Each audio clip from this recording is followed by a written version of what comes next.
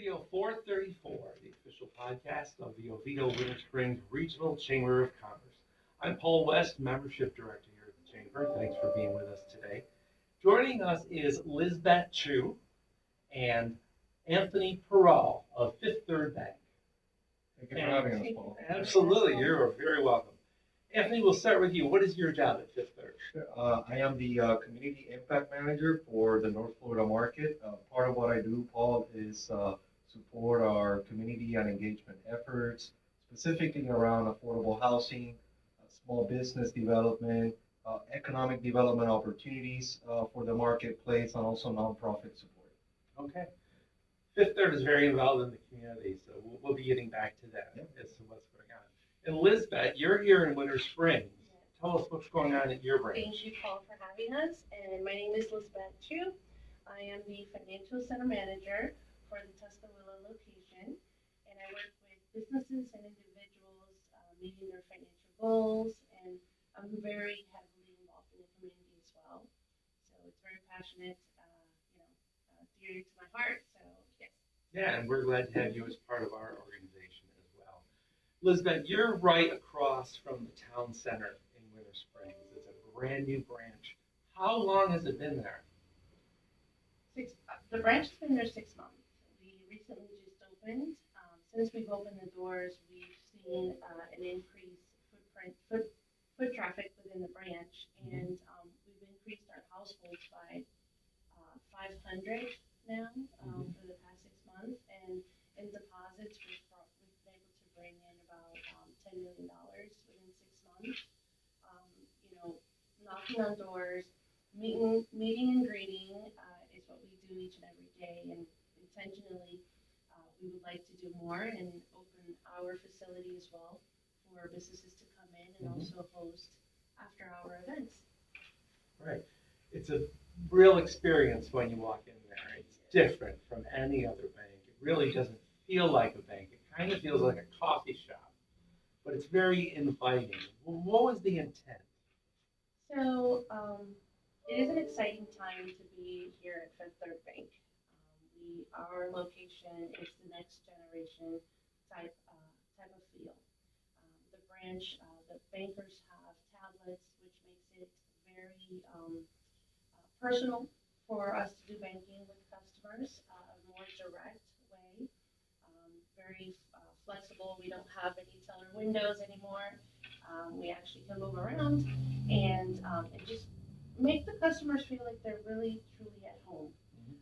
We keep the customers in the center of everything that we do, and it's truly, you can see it when you walk in, you can feel it. Anthony, how does the Winter Springs branch differ from other branches? Sure.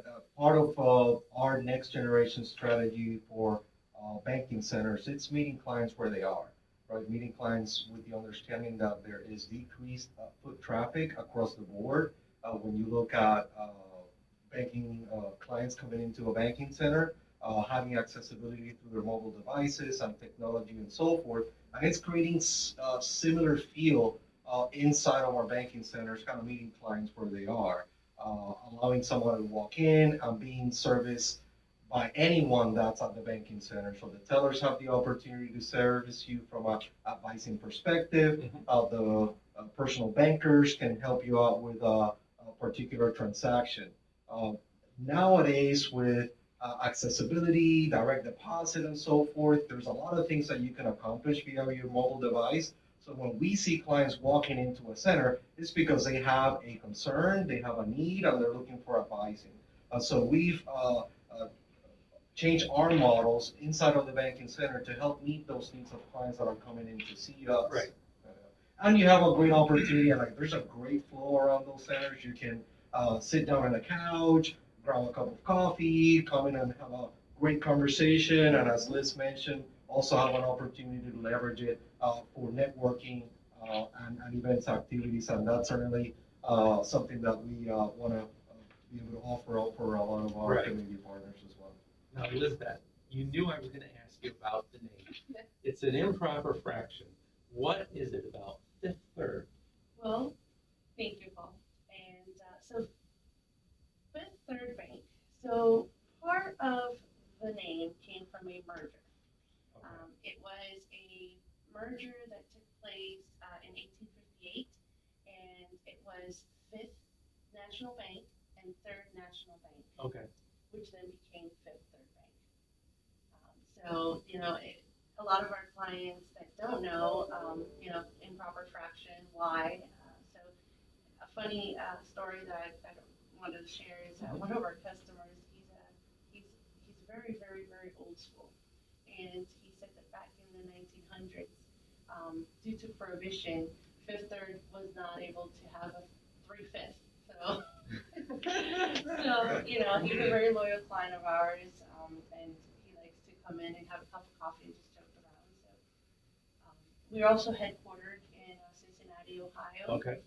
Fifth Third is very diversified financial institutions, and we also operate around the commercial banking, the branch banking, and wealth management. So we do have a one bank approach as well. And I mean, if you visit us over in Cincinnati, Ohio, in the downtown area, our headquarters sits out of Fashion Square. Okay. Apologies. Our square office is there, and actually our offices are in Fifth and Third Avenue in downtown. So if you really want to come and see us, we kind of own that Fifth and Third essence and name throughout our footprint. Okay. Anthony, how have you connected and worked with businesses in the community?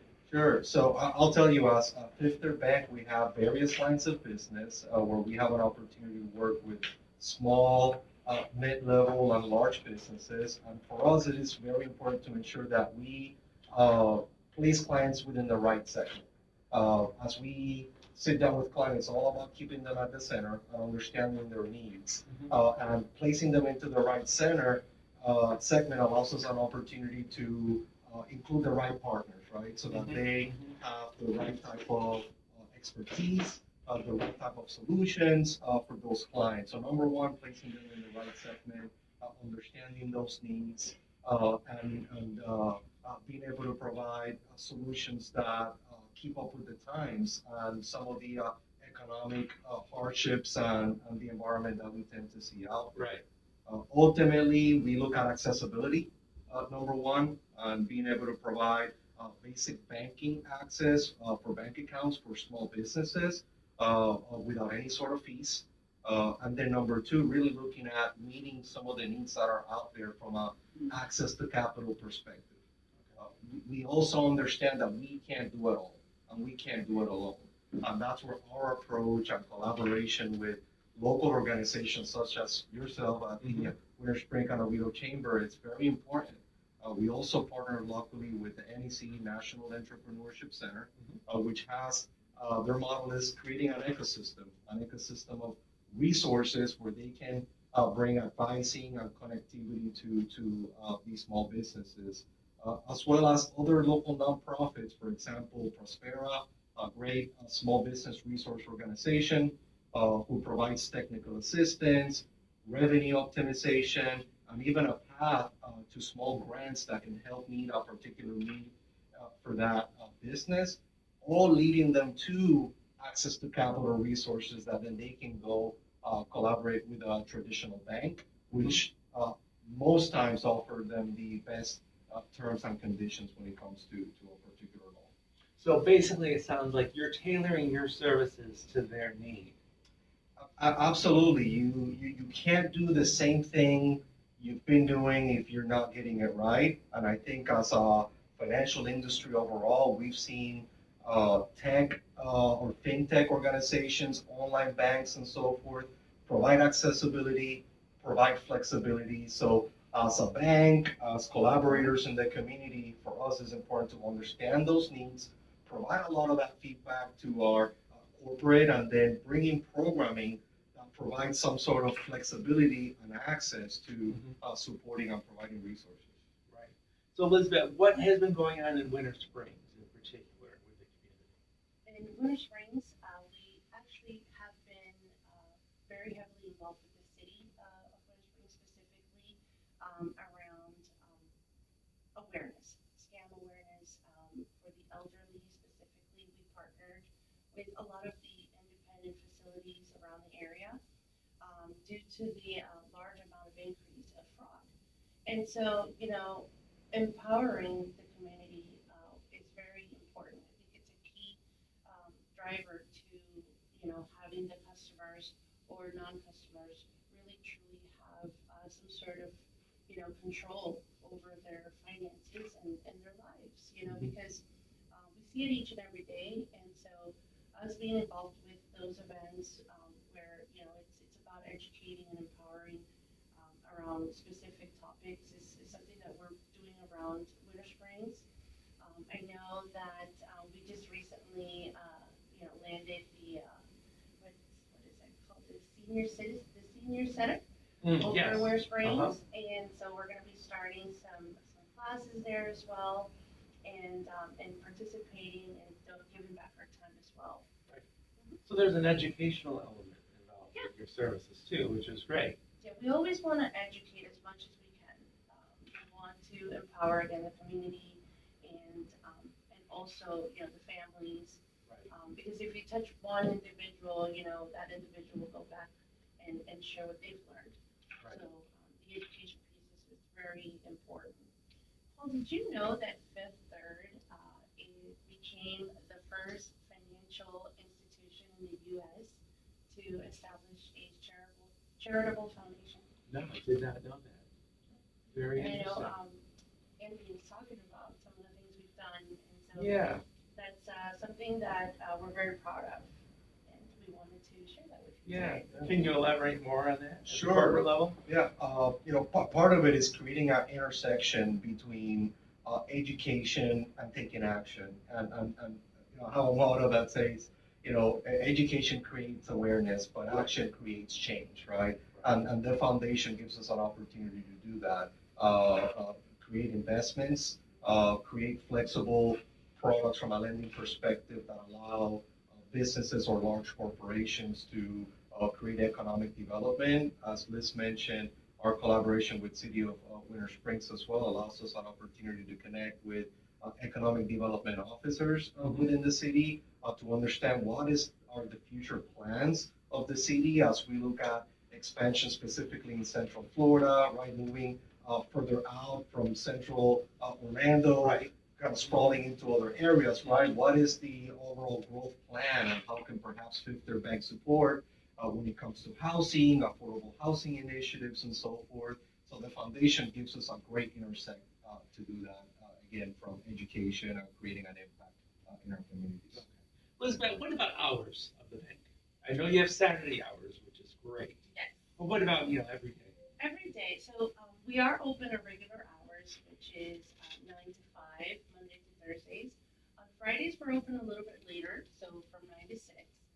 And Saturdays, obviously, from 8 to 12, we're also open and ready to, to help customers come in and either take care of their deposits, withdrawals, all the way to, sit down and talk about a plan for buying a house or, maybe establish a business account.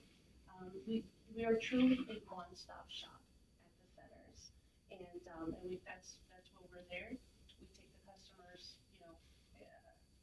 financial needs based on what they're looking for, and we work on creating those goals for them and meeting them at the same time.